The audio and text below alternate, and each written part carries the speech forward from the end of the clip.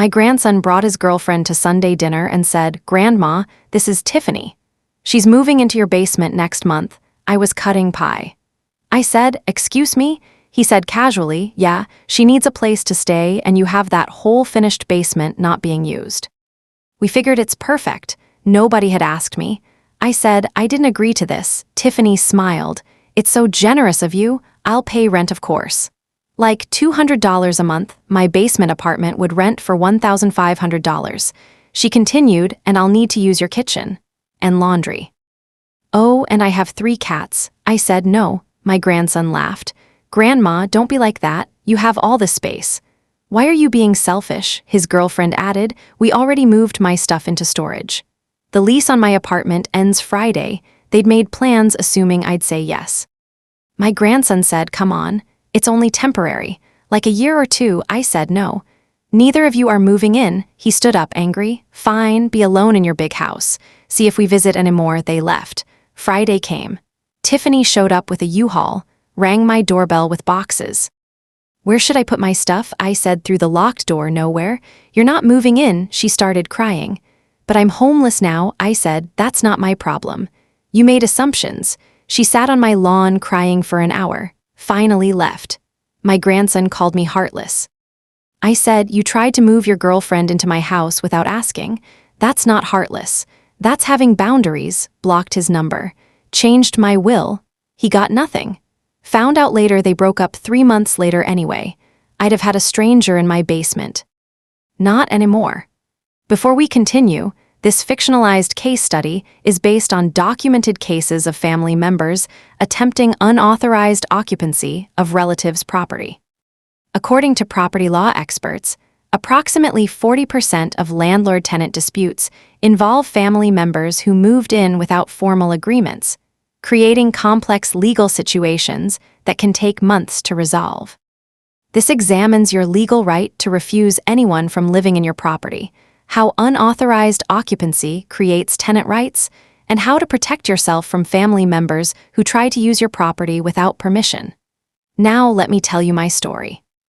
It was a Sunday afternoon in Detroit, and I was preparing for my weekly tradition. I'm Dorothy Jenkins, 72 years old, retired nurse, widow for 8 years. I live alone in the house my husband and I bought 35 years ago. Every Sunday I host dinner for family. It's been my tradition for decades. My daughter Angela comes sometimes. My grandson Marcus comes most weeks, occasionally other family members. This particular Sunday, Marcus had called that morning. "Grandma, can I bring someone to dinner?" "Of course, sweetheart." "Who?"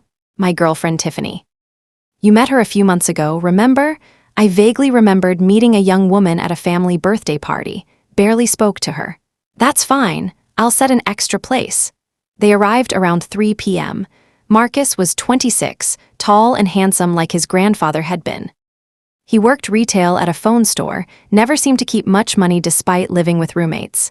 Tiffany was maybe 24, Latina, dressed casually in jeans and a tank top. Pretty girl, smiled a lot. The pot roast was one of my best. I'd been making it for 40 years, perfecting the recipe. The meat fell apart with a fork, the gravy was rich and savory, the potatoes were creamy. My grandmother's recipe, passed down through generations. Tiffany complimented it. "This is amazing, Mrs. Jenkins. Marcus said you were a great cook." "Thank you, dear." "I'm glad you're enjoying it." Marcus was relaxed, laughing, telling stories about work. He seemed genuinely happy to be there. For a moment, I thought maybe this was a turning point.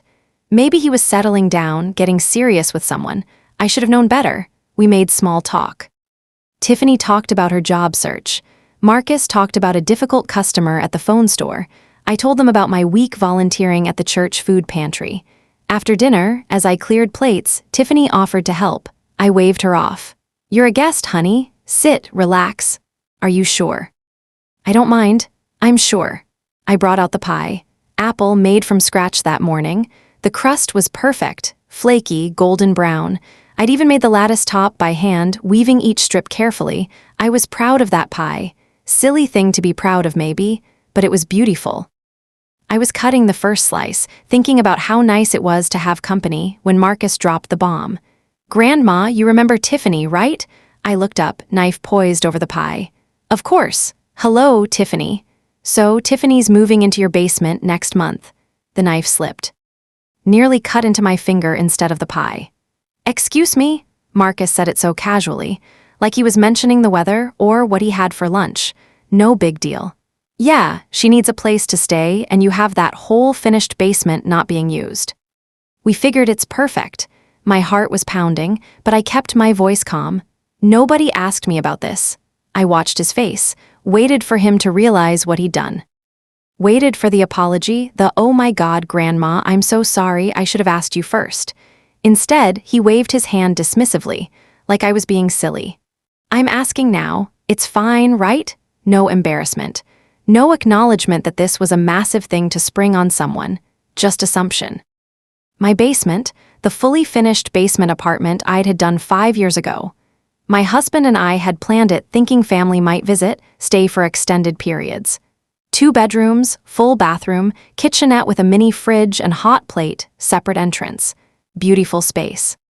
We'd spent $30,000 finishing it, but I'd never intended it as permanent housing for anyone. Before I could answer, Tiffany jumped in. Her smile was huge, rehearsed maybe. It's so generous of you, Mrs. Jenkins. I really appreciate it. I've been so stressed about finding a place. This is perfect. I noticed she was already talking about it like it was decided. I'll pay rent, of course, she continued. Like $200 a month? I know that's not a lot, but I'm between jobs right now. Once I find something full-time, I can pay more. $200. I'd researched renting that basement 2 years ago when money was tight. Real estate agents had told me $1,500 minimum. Maybe $1,800 with the separate entrance and the full bathroom. $200 was what you paid a roommate to sleep on their couch. And I'll need to use your kitchen sometimes. Tiffany was still talking, her words coming faster now. Nervous, maybe, or excited. The kitchenette down there is pretty small, you know? Just a mini fridge and a hot plate, so I'll probably cook up here most of the time.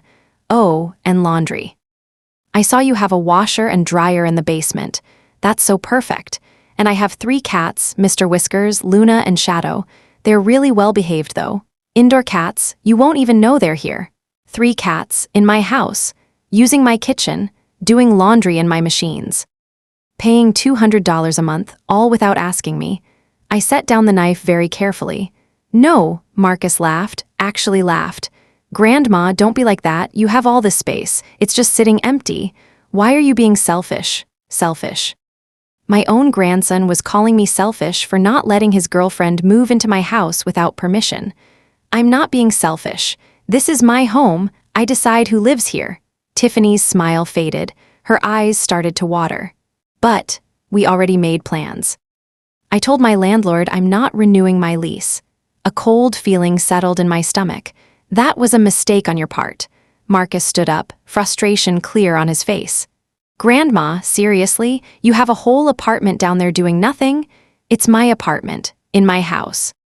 That I own. We already moved my stuff into storage, Tiffany said, her voice getting higher, more desperate. The lease on my apartment ends Friday. That's 4 days from now. 4 days. They'd made complete plans. Ended her lease. Moved her belongings into storage. Probably paid for that storage unit, all without asking me. They just assumed I'd say yes. You should have asked me before making those plans. Marcus was pacing now, agitated. Come on, Grandma, it's only temporary, like a year or 2. Just until she gets on her feet. A year or 2 is not temporary, and the answer is no. Neither of you are moving in. His face hardened. The smile was completely gone. The warm, laughing grandson from dinner had vanished. Fine, be alone in your big house. See if we visit anymore. Tiffany was crying now. Real tears, not just watery eyes. I don't have anywhere to go. What am I supposed to do? I kept my voice firm even though my heart was pounding. That's not my problem. You made assumptions without asking me. The answer is no. Marcus grabbed his jacket from the back of the chair. Let's go, Tiffany. My grandmother has made her choice. Marcus, please, Tiffany begged, looking at him. Talk to her, make her understand. She doesn't want to understand. Come on. They left. Marcus slammed the door hard enough that my hanging picture in the hallway rattled against the wall. I stood in my kitchen, surrounded by half-eaten pie, dishes still on the table, my hands shaking. They'd really thought they could just move someone into my house. Just announce it and expect me to go along with it. No asking, no discussion, just an announcement, like my home was theirs to give away. That night, I barely slept. I kept thinking about what Marcus had said. The lease ends Friday. Friday was 4 days away. What if they showed up anyway? What if Tiffany just arrived with her belongings and tried to move in? What if Marcus used his key, the one I'd given him years ago for emergencies, and let her in while I was out at church or the grocery store? I kept replaying the conversation with Angela. The way she'd called me selfish. The way she'd hung up on me when I wouldn't back down. Angela was my daughter. I'd raised her, sacrificed for her, worked double shifts as a nurse to pay for her college, to give her opportunities I never had. Been there for her through her divorce, through Marcus's difficult teenage years when he was angry and acting out, and now she might side with Marcus on this. Around 2 a.m., I got up and made tea, sat at my kitchen table in the dark, drinking chamomile, trying to calm down. Monday morning, I called my attorney the moment his office opened. James Wilson had handled my estate planning for 15 years. He was 65, a black man with silver hair and a calm, methodical way of speaking that always made me feel better. "James, I need your help. My grandson is trying to move his girlfriend into my basement without my permission. Did you agree to this arrangement, Dorothy?" "Absolutely not." I said no very clearly, but his girlfriend's lease ends Friday and I'm worried they'll try to move her in anyway. James was quiet for a moment, then his voice took on a serious tone I'd rarely heard from him. "Dorothy, listen to me very carefully. This is important. If this woman gets any mail delivered to your address, if she stays even one night, if she establishes any kind of occupancy, she could have legal tenant rights. Do you understand what I'm saying? She'd be a tenant, even without a lease. Even without a lease. Michigan law is very protective of occupants. Once someone is living in a property, even an unauthorized occupant, you have to formally evict them. You can't just kick them out. You have to serve proper notice, file court papers, wait for a hearing, get a court order, have the sheriff enforce it. The whole process takes months, 3 to 4 months minimum in Wayne County. My stomach dropped. Months. And that's if everything goes smoothly, which it usually doesn't. Tenants can file delays, claim they need more time, dispute the eviction. I've seen cases drag on for 6 months or more. How do I prevent that? First, make it absolutely clear in writing that you have not given permission and will not give permission. Text your grandson right now. Email if you have to. Something documented that shows you explicitly denied this. Okay. Second, does anyone else have keys to your house? Marcus has a key. I gave it to him years ago for emergencies. Change your locks today. Right now, I can recommend a locksmith who will come immediately. This is urgent, Dorothy. You really think that's necessary? Yes. If they have access to your house and she moves her belongings in while you're out shopping or at church, you'll have a much harder time getting her out. The law will see her as an established occupant. Change the locks. Make absolutely certain she cannot get inside. What if they show up Friday with her belongings? You do not let them in, not for any reason. You tell them through the door that they're trespassing, and you call the police immediately.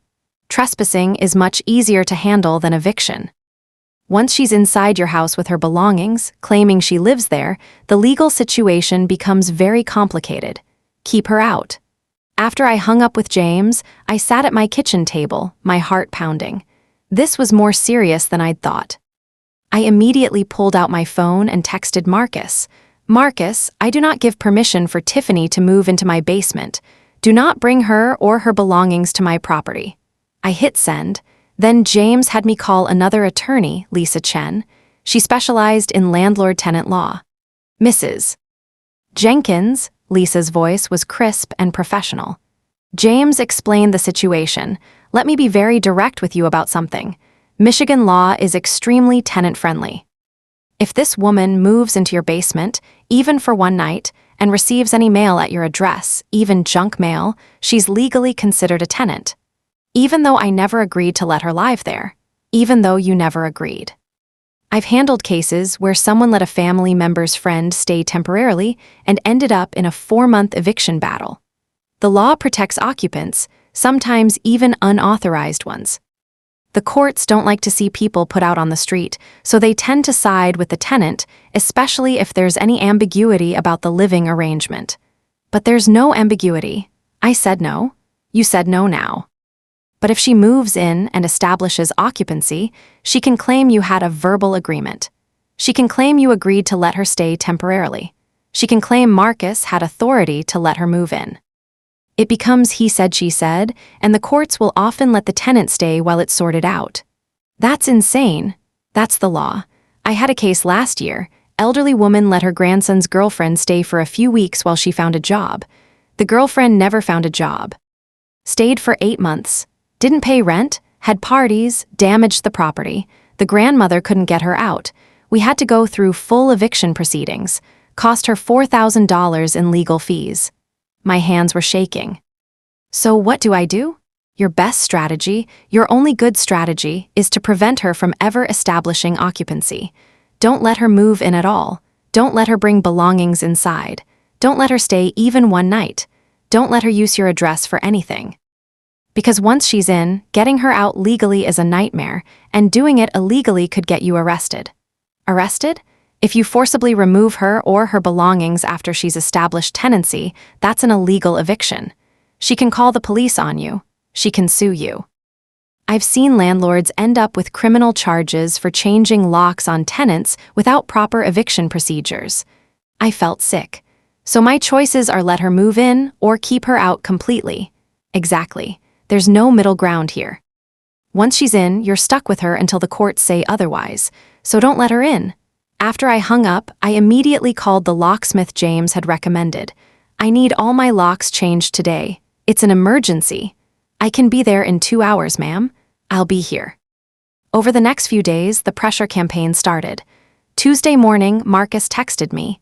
Grandma, you're being unreasonable. Tiffany is desperate. She has nowhere to go. How can you do this to her? I texted back what James had advised. Marcus, I do not and will not give permission for Tiffany to move into my basement. Do not bring her or her belongings to my property. He didn't respond. But Tuesday afternoon, my phone rang. Angela. Mom, Marcus says you won't let Tiffany stay in the basement. What's going on? He didn't ask me, Angela. He announced it at dinner like it was already decided. I said no. But Mom, you have the space. Why not help her out? She's Marcus's girlfriend. She's practically family. I met her once before Sunday. Once. We barely spoke. She's not family. But she's important to Marcus, and Mom, you have that whole basement sitting empty. It's not hurting you to let her stay there. It's my house, Angela. I decide who lives in it. My daughter's voice got sharp. You're being selfish. That basement just sits there doing nothing. It's my basement, in my house. That's not selfish. That's ownership. She needs help, Mom. Then you let her move in with you. Silence on the other end. I don't have room, Angela finally said. Neither do I, not for someone I don't know who didn't ask permission. She's going to be homeless? That's not my responsibility. She ended her lease without securing other housing. That was her choice. How can you be so cold? I'm not cold. I'm protecting my property. There's a difference.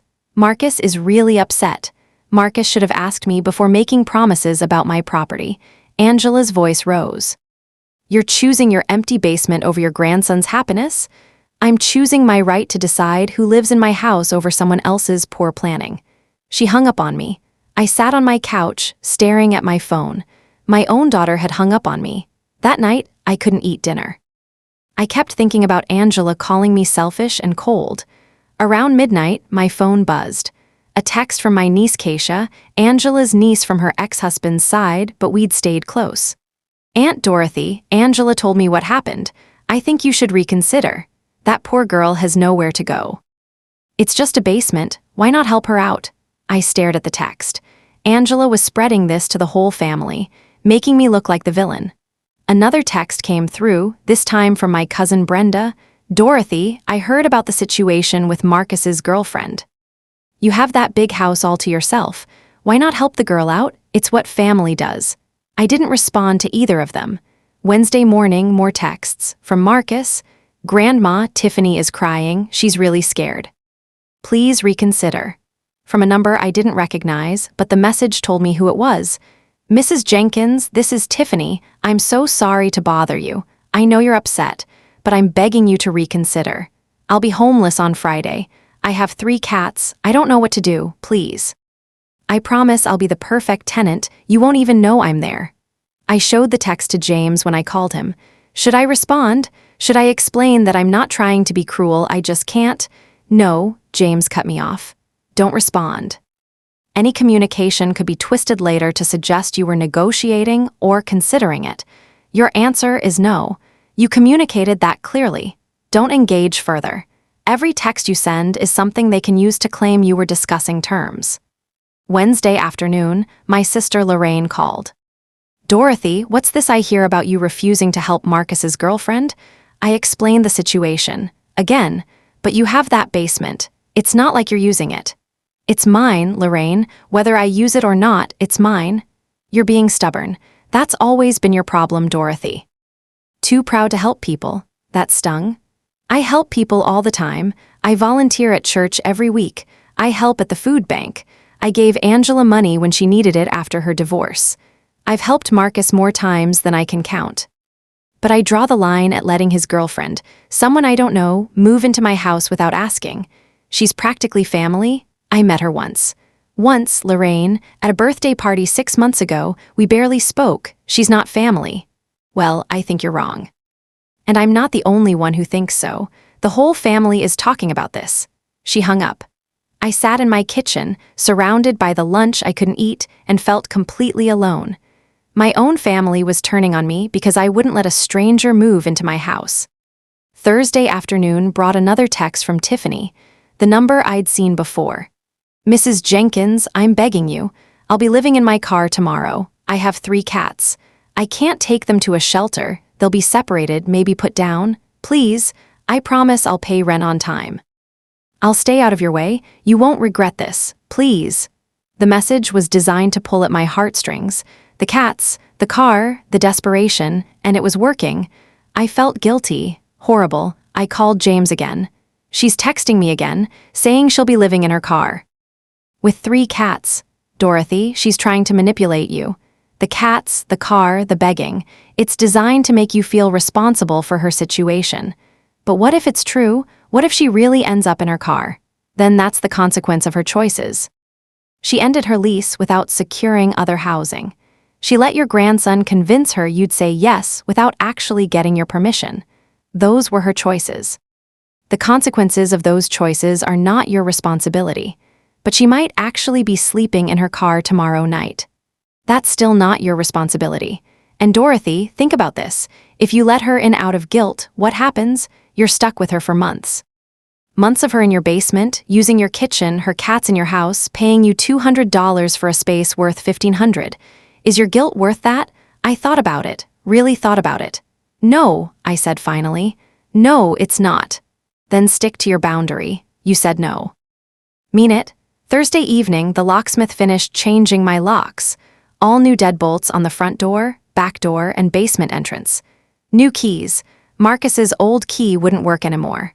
The locksmith, a middle-aged white man named Tom, noticed my hands shaking as I paid him. You okay, ma'am? Family trouble, I said simply. He nodded like he understood. That's why most people change their locks. Family, I'm sorry. After he left, I tested all the doors, locked them, unlocked them, locked them again. I felt safer, but also profoundly sad. My own grandson. I'd had to change my locks to keep him out of my house.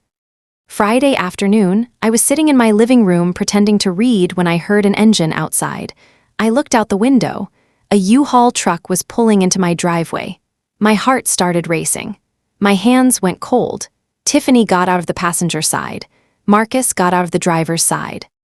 They went to the back of the truck and started unloading boxes. They were really doing this, after everything. After my explicit text saying no, after changing my locks, they were really trying to move her in. I grabbed my phone with shaking hands and dialed 911. 911, what's your emergency? There are people trying to move into my house without my permission. I need help. Are you in immediate danger, ma'am? They have a moving truck. They're unloading boxes onto my property right now. I told them they couldn't move in, but they're doing it anyway. What's your address? I gave it to her. Officers are on the way. Stay inside and keep your doors locked. Don't confront them. I won't, thank you. I hung up and went to my front door, made sure it was locked. The deadbolt was engaged. The doorbell rang. Through the door, I could see Tiffany standing there with 2 boxes stacked in her arms. Behind her, Marcus had more boxes. Mrs. Jenkins, can you open the door? Where should I put my stuff? Should I use the basement entrance or come through the main house? Her voice was cheerful, like this was normal, like I'd agreed. I spoke through the locked door, keeping my voice as steady as I could. Nowhere, you're not moving in, you need to leave my property right now. Her face crumbled. The cheerfulness vanished instantly. But, I'm homeless now, my lease ended this morning, I don't have anywhere to go. That's not my problem. You made assumptions without my permission. You're trespassing. The police are on their way. I watched her face change. Shock, then anger, then tears. From the driveway, Marcus yelled, Grandma, open the door. Stop being ridiculous. Leave my property. Now, I've called the police. Tiffany set down the boxes and started crying. Loud, dramatic sobs that I'm sure the neighbors could hear. Please, I'll pay more rent, $300. $400, whatever you want. I didn't respond, stayed inside with the door locked. James's words echoed in my head. Once she's inside, getting her out takes months. I wasn't letting her inside. Tiffany sat down on my porch, still crying. I can't believe you're doing this to me. I have nowhere to go. What am I supposed to do? Marcus came up to the porch, putting his arm around her. He looked at my door with pure anger in his eyes. Grandma, you're making a huge mistake. She's going to be living in her car because of you? I watched through the window, saying nothing. Tiffany's crying got louder, more dramatic. I can't believe this is happening. I'm going to be homeless. With 3 cats, how can you do this to me? Mrs. Patterson from next door was standing on her porch now, watching. Mr. Johnson from across the street had come out to his front yard, pretending to check his mailbox, but clearly watching the drama unfold on my lawn. I felt humiliated, mortified. My quiet street, my respectable house, and there was a young woman sobbing on my porch while my grandson glared at my windows. Part of me wanted to open the door, to make it all stop, to avoid the scene, the judgment, the neighbors talking, but I thought about what James had said. What Lisa had warned me about. Once she's inside, she has tenant rights. 3 to 4 months to evict her. Legal fees. Court dates. A stranger living in my basement, using my kitchen, her cats destroying my property, paying $200 for a $1,500 space. For a relationship that might not even last, I stayed inside. Tiffany's crying got even louder. She was wailing now. I can't believe this is happening. I have nowhere to go. I'm going to be sleeping in my car. Marcus was on his phone now, calling someone. I heard him say, yeah, she's refusing to open the door. Locked herself inside. I don't know what to do. Can you talk to her? Maybe she'll listen to you. A moment later, my phone rang. Angela. I looked at the screen. Let it ring. She called again, then again. I turned my phone to silent. Through the window, I watched Marcus try the front door. Pulled on it. It was locked. Then he pulled out his key. The old key I'd given him years ago. He tried to put it in the lock. It didn't fit. The new lock rejected it. His face showed surprise, then realization, then fury. She changed the locks, he yelled to Tiffany. She actually changed the goddamn locks. He came to the window, pounding on it with his fist. Grandma, open this door right now. We need to talk about this. I stepped back from the window, my heart pounding. Mrs. Patterson had her phone out now. Recording, calling someone, I couldn't tell. Mr. Johnson was joined by his wife on their lawn, both of them watching. This was a nightmare, but I held firm, then I heard them. Sirens. 2 police cars pulled up. 4 officers got out, 2 from each car. One was a black man who looked to be in his 30s. One was a Latina woman in her 40s. The other 2 were white men, one young, one older. Marcus ran up to them before they even made it to my driveway. Officers, thank God you're here. My grandmother is refusing to let my girlfriend move into her basement apartment. She's homeless. She literally has nowhere to go.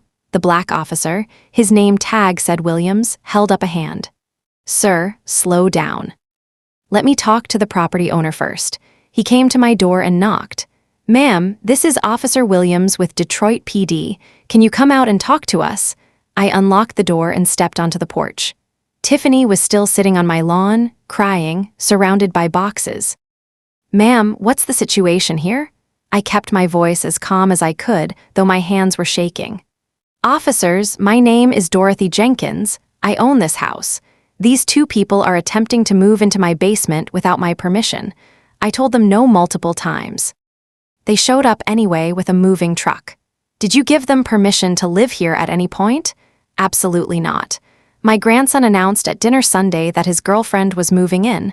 I said no immediately. He ignored me. They showed up today anyway." The Latina officer, Garcia, according to her tag, walked over to Tiffany, who was still crying on my lawn.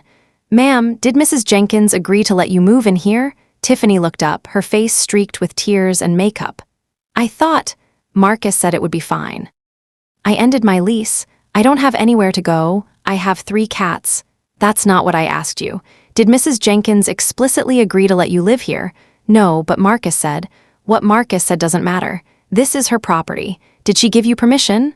"No," Tiffany whispered. Officer Williams turned back to Marcus. "Sir, you need to understand something. This is private property. Mrs. Jenkins owns it. Only she can give permission for someone to live here." "She's my grandmother." Officer Garcia's voice was firm. "Sir, that doesn't give you the right to move someone into her house without her permission. Family relationship doesn't override property rights." I pulled out my phone and showed them the text I'd sent Marcus on Monday. "I sent this on Monday. It says, Marcus, I do not and will not give permission for Tiffany to move into my basement. Do not bring her or her belongings to my property." Officer Williams read it and nodded. He showed it to Officer Garcia. "Ma'am, you made your position very clear," Officer Williams said. He turned to Marcus. "Sir, your grandmother explicitly told you not to do this. You did it anyway. That's trespassing." Marcus's face was red. "This is insane. She has a whole apartment down there doing nothing." "That's her choice," Officer Garcia said. "It's her property. She decides who lives there." The older white officer spoke up. "Sir, you need to load these boxes back into your truck and leave this property immediately. If you refuse, we can arrest you for trespassing." Tiffany stood up, still crying. "But where am I supposed to go? I'm homeless. I have 3 cats. I can't afford a hotel." Officer Garcia's voice softened slightly but remained firm. "Ma'am, I understand you're in a difficult situation, but that doesn't give you the right to move into someone's house without their permission. You need to leave now." "But I have nowhere." "That's not Mrs. Jenkins's responsibility," Officer Williams said. "You ended your lease without securing other housing. That was your decision." Marcus was furious. He turned to me, standing on my porch. "This is unbelievable. You're really going to do this? You're really going to let her be homeless?" I kept my voice steady. "I'm not letting her do anything. She made her own choices." "You're heartless." Officer Williams stepped between Marcus and my porch. "Sir, that's enough. You need to load your belongings back into the truck and leave. Now." I watched from my porch as they loaded the boxes back into the U-Haul. It took about 20 minutes. Marcus and Tiffany worked in angry silence, throwing boxes into the truck with more force than necessary. The 4 officers waited, making sure they actually left. Mrs. Patterson and Mr. Johnson and his wife were still watching. Other neighbors had come out now too. The whole street was witnessing this. I felt humiliated, but I also felt certain I'd made the right choice. Before Marcus got into the truck, he turned and yelled across my lawn one more time. "You're heartless. She has nowhere to go and you don't even care." I called back, my voice steady and clear. "You tried to move your girlfriend into my house without asking me." "That's not heartless on my part, Marcus. That's you having no respect for boundaries. Don't expect us to visit anymore. You're going to be alone in that house and you'll have no one to blame but yourself." "I won't expect you, and I won't blame myself for your choices." They got into the truck. The engine started. The U-Haul pulled out of my driveway and disappeared down the street. The police cars followed them for a block, making sure they actually left the neighborhood. Then Officer Williams came back to my porch. Ma'am, you did the right thing. I know that was hard, but you protected yourself. Thank you, officer. We see situations like this more often than you'd think. Family members trying to move people in without permission. Once they are inside, it becomes a nightmare to get them out. You would have had to evict her. Takes months. That's what my attorney told me. Your attorney is right. You did the smart thing, kept her out. I know your family might give you grief about it, but legally and practically, you made the right choice. Officer Garcia added, if they come back or harass you, call us immediately. You have every right to protect your property. After they left, I went inside and locked the door. Then I sat on my couch and shook. My whole body was trembling. Adrenaline, fear, relief, sadness, all of it hitting me at once. I'd done it. I'd kept her out. But at what cost? That evening, my phone started ringing nonstop. Angela, I didn't answer. Cousin Brenda, I didn't answer. Sister Lorraine, I didn't answer. Unknown numbers, I didn't answer. Finally, I turned my phone off completely. I sat in my quiet house in the gathering darkness alone. The basement was empty. Still mine, my choice, but I'd never felt more isolated in my life. Saturday morning, I turned my phone back on. 17 missed calls. 32 text messages. I read through them. From Angela, Mom, how could you? That poor girl is sleeping in her car tonight. Marcus said she was crying so hard she could barely drive. How can you live with yourself? From Marcus, hope you're happy, Grandma. Tiffany had a panic attack. She's at the emergency room. This is your fault. From Lorraine, Dorothy, I'm ashamed of you. What you did was cruel and unnecessary. From Brenda, that poor girl, homeless with 3 cats, and you have all that space. Shame on you. From numbers I didn't recognize, you should be ashamed of yourself. How can you call yourself a Christian and treat people like that? Old and mean. That's what you are. I read through all of them. Each one felt like a knife, but I also read the few supporting messages. From my brother Raymond, Dorothy, you did the right thing. Don't let them guilt you. They tried to use your property without asking. You protected yourself. From my friend Denise from church, I heard what happened. You were right to say no. Once she moved in, you'd never get her out. Stay strong. From my neighbor across the street, Mrs. Patterson, Mrs. Jenkins, I saw what happened yesterday.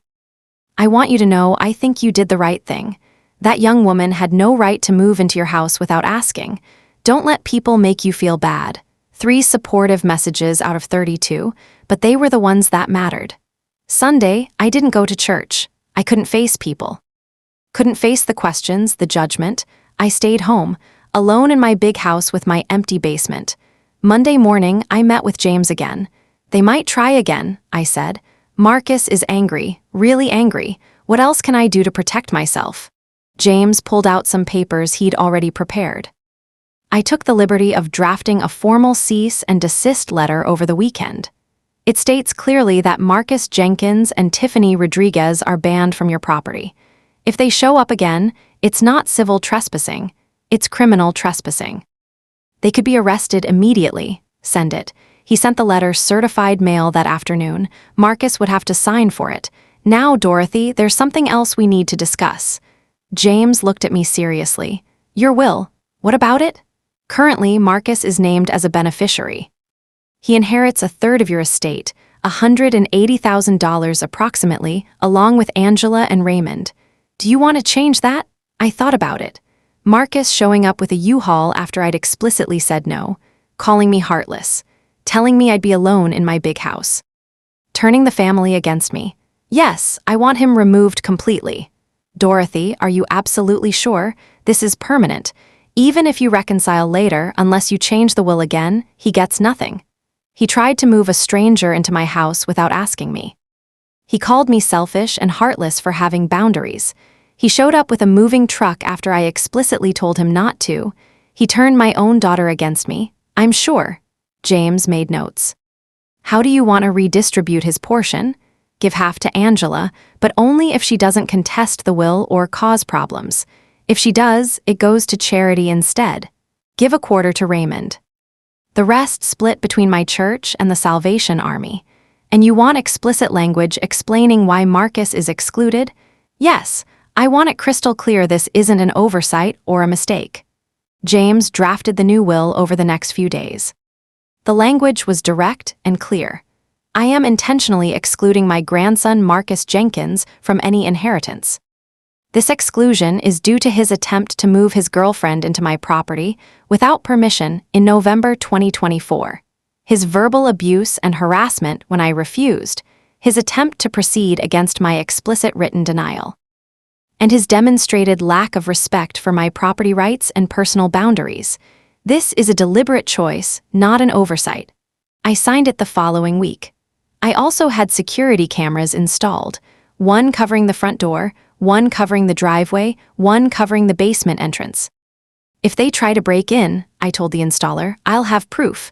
The installer, a young black man named Terrell, was sympathetic. Family trouble? How'd you know?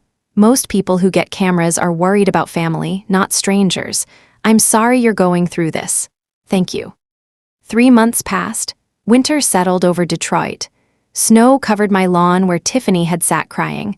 I had no contact with Marcus. Angela called occasionally, but our conversations were strained and brief.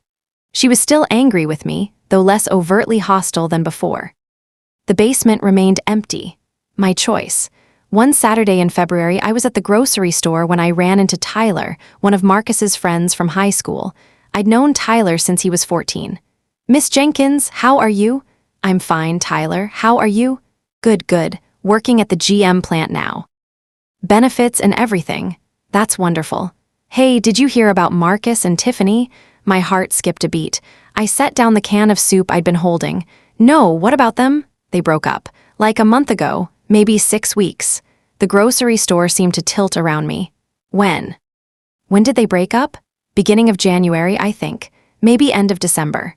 Honestly, I'm not sure of the exact date, but the whole relationship lasted like 3 months total. It was pretty messy too. Lots of fighting and drama. 3 months. Yeah, Tiffany moved to Arizona or something. Back to her family, I think. Marcus is pretty depressed about it, but honestly, they weren't good together. She was kind of... He paused, clearly not wanting to speak ill. She had a lot of issues. I see. Anyway, good seeing you, miss. Jenkins? He walked away, leaving me standing in the soup aisle, my hand on the shopping cart for support. 3 months. They dated for 3 months after the attempted move-in, then broke up. I abandoned my shopping cart and walked out to my car. Sat in the parking lot, engine off, hands on the steering wheel.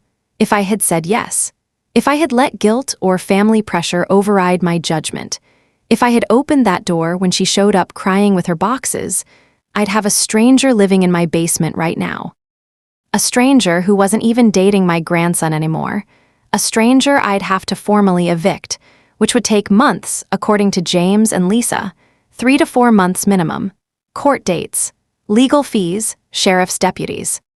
A stranger with 3 cats who would have been using my kitchen, my laundry, my space. Paying $200 a month for an apartment worth $1,500.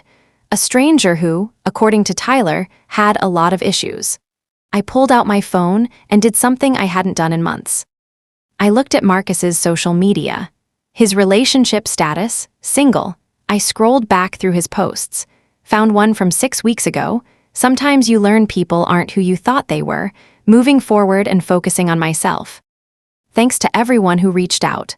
Comments from friends, you okay, man? Sorry to hear it, bro. Here if you need anything. Her loss. No mention of Tiffany anywhere on his page. She'd been completely erased. I scrolled further back. Found pictures from when they were together. Marcus and Tiffany at a restaurant, both smiling. At a concert, his arm around her. At what looked like a Halloween party, both in costume. She was pretty, young, smiled in all the photos. And for 3 months, Marcus had thought she was worth destroying his relationship with me. 3 months. I sat in that parking lot for 20 minutes just processing. People walked past my car with their shopping carts. The sun was setting, casting orange light across the parking lot. My hands were shaking, not from fear, from profound relief. I dodged something catastrophic. If I'd given in to the pressure, to the guilt, to the family telling me I was heartless, I'd be dealing with evicting Tiffany right now. Alone because Marcus wouldn't be helping. He'd moved on. Finally, I started my car and drove home, to my house, with my empty basement. That was mine. A week later, my phone rang, unknown number, but I recognized the area code. Detroit. Against my better judgment, I answered. Grandma, it's Marcus. I said nothing. I wanted to talk to you. Silence. About what happened with Tiffany. I was wrong. Yes, you were. I shouldn't have assumed you'd let her stay. I should have asked you first. Like actually asked, not just announced it like it was already decided. Yes, you should have. And I shouldn't have called you selfish and heartless. That was really messed up. You were just protecting your property, and I made you feel like a bad person for it. I waited. Didn't make this easy for him. So, can we fix this? Can I come over for Sunday dinner again? I miss you, Grandma. I miss our talks. I heard you and Tiffany broke up. There was a long pause on the other end. Yeah, about 6 weeks ago. So you're apologizing now that you don't need me anymore. That's not. I mean, I realized I was wrong. I've had time to think about it. When did you realize this, Marcus? Before or after she left you? An even longer pause. After, he said quietly, but I still mean it. I was really wrong, Grandma. I took a deep breath. Marcus, you tried to move your girlfriend, a woman I'd met exactly once before that Sunday dinner, into my house without asking me. When I said no, you called me selfish. You tried to guilt me by saying I'd be alone in my big house. You showed up with a U-Haul after I sent you a text explicitly telling you not to. You got your mother involved to pressure me. You told family members I was heartless. You turned half the family against me. I know, Grandma, If I had said yes, I'd have a stranger in my basement right now. A stranger who isn't even dating you anymore. A stranger I'd have to formally evict, which would cost me thousands of dollars in legal fees and take months. Do you understand what you almost did to me? I didn't think about it like that. That's the problem, Marcus. You didn't think. You didn't think about me, about my rights, about the consequences. You just assumed my property was yours to give away to your girlfriend. You treated my home like it was your resource. I'm sorry, Grandma. I really am. I was being selfish. I just wanted to help Tiffany, and I thought you'd understand. Help her with my property, without asking me. Yeah, that was wrong. Are you sorry, Marcus? Or are you lonely now that she's gone? Silence on the other end. Long, uncomfortable silence. Can I come to Sunday dinner this week? He finally asked. No, come on, Grandma. I apologized. I admitted I was wrong. What more do you want? You apologized after your relationship ended and you no longer needed anything from me. That's not a real apology. That's convenience. I meant it. I'm really sorry. Maybe you did mean it. But the damage is done. You tried to use my property without permission. You verbally abused me when I set a boundary. You involved other family members to pressure and harass me. You ignored my explicit written denial and showed up with a moving truck anyway. You made me call the police on my own grandson. Those aren't things a simple apology fixes. So you're just cutting me off forever. That's it. You cut yourself off when you chose your girlfriend of a few months over respecting your grandmother's property and boundaries. That's not fair. My voice was firm. What's not fair is trying to move someone into my house without asking. What's not fair is calling me heartless for protecting my property. Goodbye, Marcus. I hung up. The phone rang again immediately. Marcus calling back. I didn't answer. It rang 2 more times. I still didn't answer. Then I blocked his number. I sat on my couch, phone in my lap, and cried. Not because I regretted my choice, but because it hurt. He was my grandson. I'd helped raise him when Angela was working 2 jobs. I'd gone to his basketball games, his school concerts. I'd taught him to ride a bike, to bake cookies, to play chess. And now he was blocked from my phone because he tried to use my property without permission. But I also felt clear. Certain, I'd made the right choice, and I would make it again. 1 year after the attempted move-in, I was having Sunday dinner with my brother Raymond and his wife Claire. I'd started having small dinners again. Just people I trusted. People who'd supported me. How are you doing, Dorothy? Raymond asked as I passed him the mashed potatoes. I'm good. Really good, actually. Any contact with Marcus? No. He tried to apologize about 9 months ago, right after he and Tiffany broke up. But it felt hollow. Like he was lonely and wanted his grandma back, not like he actually understood what he'd done wrong. I kept the boundary. Any regrets? I thought about it honestly. None. You know what I found out? Tiffany had been evicted from her last 2 apartments before Marcus even met her. I ran into her former landlord, Mrs. Chen, at church about a month ago. She remembered Tiffany very well. Said she had multiple cats that destroyed the carpet, didn't pay rent on time, caused significant damage to the unit. Mrs. Chen had to take her to small claims court for over $4,000 in unpaid rent and damages. Raymond shook his head. So she had a pattern of this. Exactly. And Marcus thought I'd be an easy target. His old grandmother with the empty basement. Just assume she'll say yes because she loves me. But you didn't. No, I didn't. And Raymond, can you imagine? A stranger in my basement who I'd have to evict. Someone with a history of not paying rent and destroying property, with 3 cats tearing up my carpet and furniture, paying $200 for a space worth $1,500, for a relationship that lasted 3 months. Claire spoke up. How's your relationship with Angela these days? Better now. Much better, actually. She apologized about 6 months ago. Came over, sat right where you're sitting, and really apologized. Said she realized Marcus had manipulated her too. He told her I'd verbally agreed to let Tiffany move in, then backed out at the last minute. Made it seem like I was being unreasonable and going back on my word. He lied to his own mother? Completely lied. Angela was horrified when she found out the truth. She and I have Sunday dinner once a month now, just the 2 of us. We're rebuilding our relationship. That's good, I'm glad. Me too, I missed her. And the basement? I smiled. Still empty, still mine, still my choice. And you know what? I'm okay with that. I'd rather have it empty than have it full of someone who shouldn't be there. Raymond raised his glass. To boundaries and the courage to maintain them. I clinked my glass against his. To boundaries.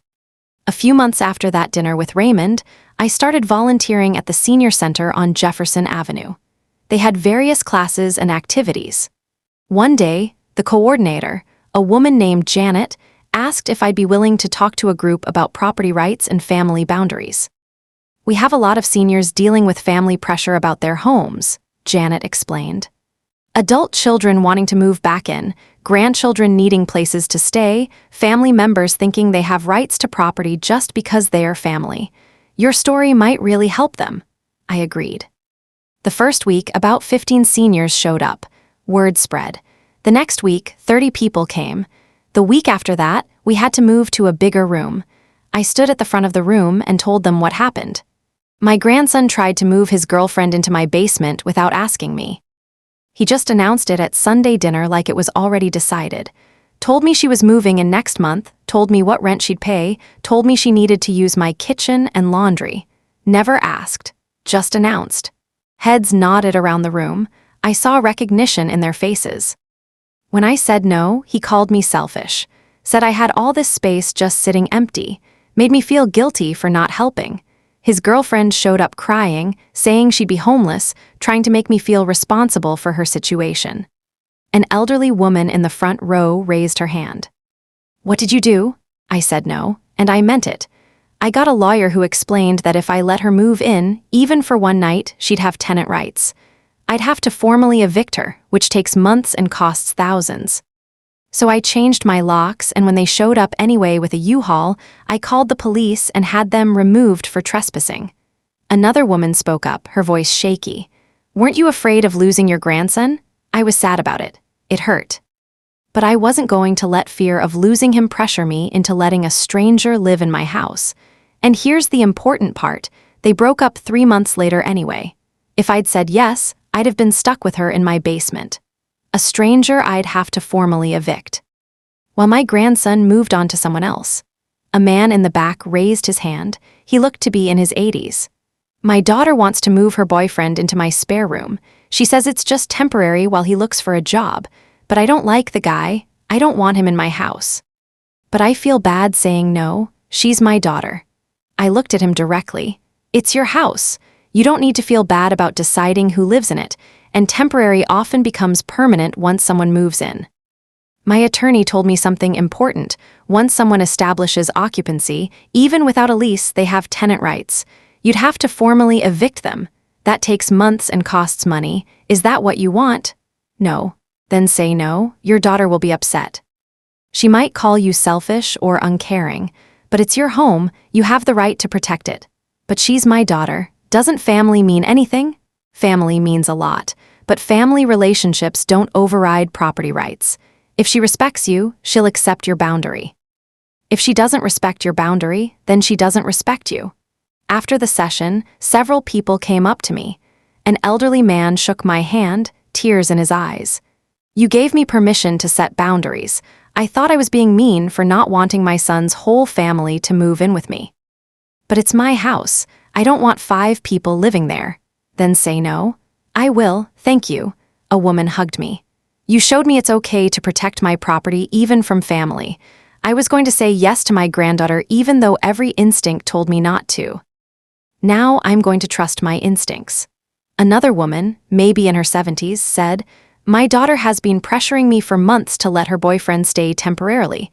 I was going to give in just to stop the fighting. Now I'm going to say no and mean it. Thank you for showing me that's okay. Teaching these classes, helping these people made everything worthwhile. All the pain, all the family drama, all the loneliness, it had a purpose. I was helping others avoid the same trap. Present day, I'm 73 years old now, 1 year and 3 months since the U-Haul incident. It's a Sunday afternoon. I'm in my kitchen preparing dinner. Just for myself. A simple meal, chicken, rice, vegetables. I like my quiet Sundays now. Sometimes Raymond and Claire come over. Sometimes Angela visits and we have a good time together, our relationship mostly healed. Sometimes my friend Denise from church stops by, and sometimes I'm alone, and that's okay too. The doorbell rings. I look through the peephole I had installed with the security cameras. Marcus. He's standing on my porch, hands in his pockets, looking uncertain. I don't open the door. Grandma, I know you're there. Please, can we talk? I speak through the door, my voice calm. We have nothing to talk about, Marcus. I miss you. I miss Sunday dinners. I miss talking to you about life. I miss my grandma. You made your choice when you tried to use my property without permission. That was over a year ago. When are you going to forgive me? I have forgiven you, Marcus. That doesn't mean I'm letting you back into my life. That's not forgiveness. His voice rises, frustrated. Yes, it is. Forgiveness doesn't mean no consequences. It means I'm not angry anymore. I don't wish you harm, but I also don't trust you. Trust is earned. You haven't earned it. What do I have to do? Tell me what to do and I'll do it. I'll do anything. Nothing. There's nothing you can do. You showed me who you are when you think you can get away with something. When you think someone will just give you what you want because they love you. I believe what you showed me. So that's it? Forever? That's it. That's not fair. What's not fair is trying to move someone into my house without asking. What's not fair is calling me selfish and heartless for having boundaries. What's not fair is showing up with a U-Haul after I explicitly told you not to. Goodbye, Marcus. I hear him standing there for a long moment.